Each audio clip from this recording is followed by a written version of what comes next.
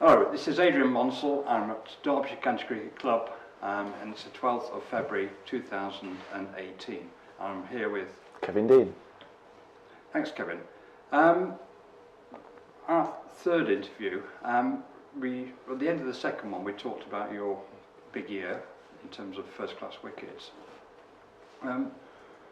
What were your recollections thereafter, for subsequent years? So 2003, we talked 2002, the ball swung a lot. 98, the ball swung a lot. 2003, they used a new batch of Duke's balls that sort of scuffed up, and they scuffed up quite pink, which so the ball didn't swing as much. So I didn't get as much swing in 2003. We played in it was the C&G semi-final in those days at Gloucester. It was the hottest day on record in this country ever, I think it was 39 degrees or something like that. And I managed to bowl my 10 overs up the hill at Gloucester on the bounce. So Gloucester knocked them off with one wicket. I remember standing at mid-off and Graham Welsh was bowling. I said, well, Deanie, what's the bowl here? I said, just bowl it full and straight, mate, just bowl it full and straight. And James Averis backed away and absolutely carved one straight, so I say straight to me, just a little bit to my left at mid-off, and I managed to dive and stop it. And I thought, well, if we get to Lords here, I'll be quite chuffed here. But then the next ball, he sort of came inside it and clipped it through to square leg, and Gloucester won, unfortunately. Yeah, so that was probably 2003 out of the way. 2004-05, I think I had various injuries. I had a knee operation, I had chicken pox, which is as a 30-year-old man, is not what you want to do. The day I got chicken pox, I'd learnt I'd broken Tom Lungley's arm in the nets. I think the only time I've ever injured anybody in the nets, which probably leads on then to a benefit year in 2006. I think it's probably sort of happier times, yeah. So tell me about your benefit year. As it gets awarded by the club for a period of service to the county, and it's for somebody who's had relatively little experience of fundraising or events or anything like that, it can prepare you for later life and things like that. And managed to get a committee together, and the chairman of Andrew Mitchell from How's That Sports, how's that.com or whatever they would like me to say. And we had a really good year. We had some events. The two main sporting events, I was due to play Burton Albion at the Pirelli Stadium, play football with Mark Halsey, the Premiership referee, to referee it. That got frosted off. And then I got a six-a-side tournament down here at Derbyshire, and that got rained off. So the two main sort of sporting events got rained off. But we had various events during the year, some dinners and cricket days and golf days and things like that. So. And it was successful? Yeah, I enjoyed it. Yeah. Put it towards a property business, which I now do relatively full time with my wife, who can't drive the car now. Yeah. He's just come in, and in 4 minutes I've taken the keys with her. So yeah. Okay. So you said that injuries were starting to. Yeah. Give me a bit of a toll on your body. Yeah, I never really got many sort of strains or muscle pulls. Yeah. I was either pretty much injured or not. I had a back operation back in 1999. I got 2 screws in my back. It took a long time to remodel my action with Jeff Arnold, who used to go down to Essex. I had the operation done down at Essex. A man called John Dowell was the surgeon who did it. I had to sign a sort of disclaimer that if he messed up and left me paralysed, it wasn't his fault, sort of thing. So it was a little bit nerve-wracking, but yeah, came through all right, and touch wood, it's been in there for 23 years now, so I think it's all right. So you came to the decision to retire in 2008? 2008, yeah. I still feel now I can bowl as well as ever, but to do it 2 days on the trot these days would be a struggle, let alone the 5 days on the trot, or the 7 days that the lads train these days.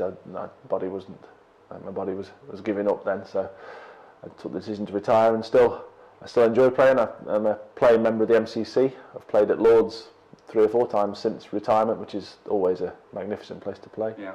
I captain Ockbrook and Borwash in the Derbyshire League. I'm 43 this year and still trying to bowl downhill. But we've signed some good young bowlers, so they might have to bowl down the hill. And myself and a man called Liam Wharton, who used to be on the staff here at Derbyshire, he's a little left-arm spinner. I think there might be me and him bowling up the hill. So. What are your sort of feelings about your career then?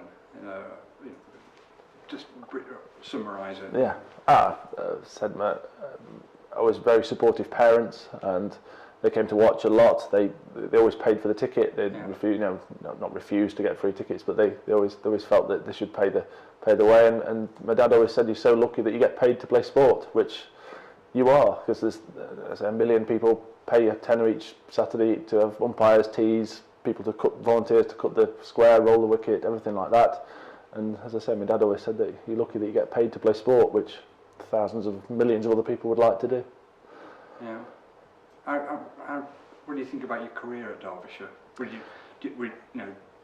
Were you ever approached to go elsewhere? Yes, I could have gone to Somerset, Durham, and then I was in talks with Middlesex later in the career, but then they fell flat when I learnt online that they'd signed Chaminda Vass. So so that avenue went down. Yeah, but I always wanted to win something with Derbyshire, which is one thing I didn't do. I say we got to the final in '98, finished second in the first year on the staff, got to the quarter final of the 2020 when I missed out on one of my injuries when I turned over a golf cart on the club golf day and dislocated my bowling arm. Yeah. Oh, tell me about that. No, I'd glossed over that one. Yeah. No, we had a club golf day and not driving recklessly or anything like that. Just turned the golf buggy over, and as natural instinct is to stick your arm out like that, and dislocated my bowling elbow. So the phone call to Dave Houghton, who was on a golfing trip in Ireland at the time. It was probably not something for this video, but you can imagine what the phone call went like. A bit of Anglo-Saxon, I guess. Yeah, there's a bit of Zimbabwe in there as well. Yeah. Okay. So were you ever tempted to leave then? Or did you? I think I might probably. I never did it for any other reason than just a bit of game time. As I say, I wasn't playing much in 2004-05 through various reasons, and it opens your eyes a little bit. And I suppose ultimately it's nice to feel wanted. I suppose at times, but then got the benefit as well. It's obviously kind of not sways your decision a little bit, but that helps you to stay as well. So little things like that, but. I look back with no regrets at all. Now, I would say I was happy to stay here for 13 years as a professional.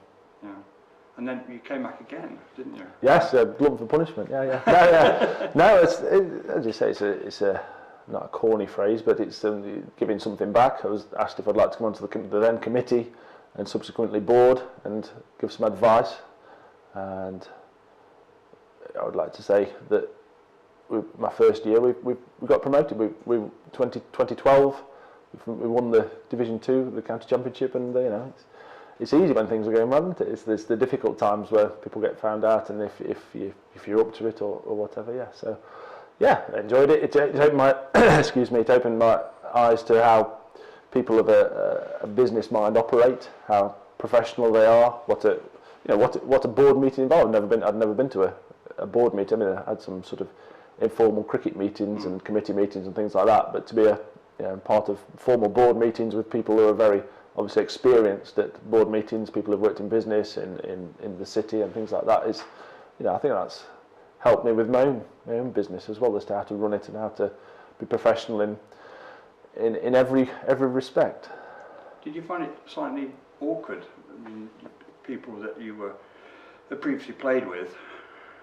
And now you're in a managerial position. Maybe you were deciding on their futures. Yeah, to a certain degree, when we changed head coach after Carl Cricken had left, we did some interviews. It was over the Christmas period up in the middle of Derby in a sort of not a sterile room is probably the wrong way to describe it, but it was very cold and very clinical. And these were people I'd played cricket against. Maybe I'd had a few words in their ear against them years ago, sort of thing. Yeah, so there was certainly sort of Mal Lloyd, John Batty, sorry. Obviously Graham as well, Chris Adams there, and there I was on the interviewing panel as to asking these people questions about how they would run cricket, which seems a little bit sort of what's the right word? I'm asking Chris Adams how he would run cricket, sort of thing like that. But no, you get used to it and gain confidence, and you get to learn how to ask people the right questions in the right way, and asking open-ended questions rather than, do you think you can win trophies with Derbyshire? Of course, everybody's going to say yes, but it's then to say, how are you going to win trophies with Derbyshire, which is more important. Yeah. Okay. Just maybe to finish off then, Kevin, what's your one real memory, your one outstanding memory of your career in Derbyshire cricket? I think it has to be hitting the winning runs against Australia to actually physically hit the winning runs against Australia, who were at the time the best team in the world with, as I said, with Warne, McGrath, both Wars, Taylor, Langer, all these guys, Ian Healy. So yes, I would say that. Then 2 hat-tricks as well, which is pretty nice. Thank you very much indeed. Cheers. Thank you very much. Cheers, Adrian.